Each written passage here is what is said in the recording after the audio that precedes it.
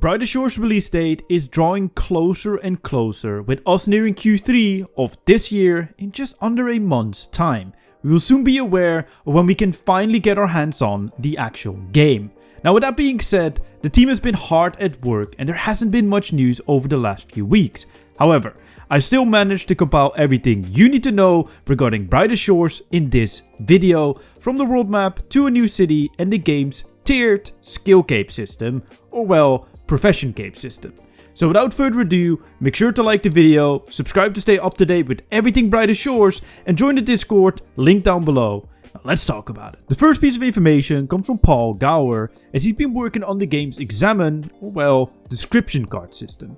These cards will give you all sorts of information on various aspects of the game, like monsters, objects, items and NPCs, and its aesthetic is based on cards you might find in your average tabletop game, which this game is obviously based off, and I think is a very cool detail to add to Brightest Shores. You collect these cards by examining objects, and I wonder if there's some sort of collection log for them, which encourages you to collect them all. And hey, just an idea from my side, how cool would it be if these turn into an actual in real life TCG? Just a thought. The examples you see on screen describe various things, where most of them speak for themselves. However, I do find the Fresh Mat Moss monster quite interesting, as it shows some extra stats. It being a level 16 monster with health of presumably 152 and it having 30 range / archery.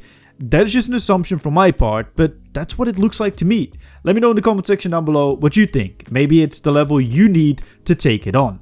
Moving on to another interesting and exciting aspect of the game Skillcapes, or as they will be called in Brightest Shores, Profession Capes. These will function a bit different to what you are used to in Runescape, as each cape will have 4 sections to unlock instead of it being a reward for reaching the highest level. So let's assume the max level is 100, and with each 25 levels you will unlock a new tier of the cape, with the final one being locked behind the max level. A pretty cool system and a great way to set yourself intermediate goals where you unlock a tier of each profession and get rewarded for it. On the topic of these professions, as we discussed in our previous Brightest Shores videos, you won't be unlocking all of these at once to mitigate the feeling of being overwhelmed with too many things to do straight away. We now know that mining will be unlocked in episode 3, and curiously enough, it seems that you can mine ores by using dynamite and running away from the rock, for you to then collect the resources, I assume. In other trailers we have seen the regular mining being a part of the game, and it makes me curious on what the possible trade-offs are for using each style. Maybe quicker mining with dynamite for less quality rich resources, who knows, but interesting stuff to say the least. And before we get into the final thing I'd like to discuss with you, I will let Andrew Gower explain to you how the world map works, as I can sit here and do so, but who better to tell you than the developer themselves. Hi everyone, I promised a while back that I'd do a demo of how the world map works, so here we go. So you can press on this thing here and it gives you a little pop-up version of the map, and you can pan it and you can zoom it and choose how big it is, or if you prefer a more permanent version you can click here and then it actually allocates an area of the screen permanently to the map, and again you can resize it as you like.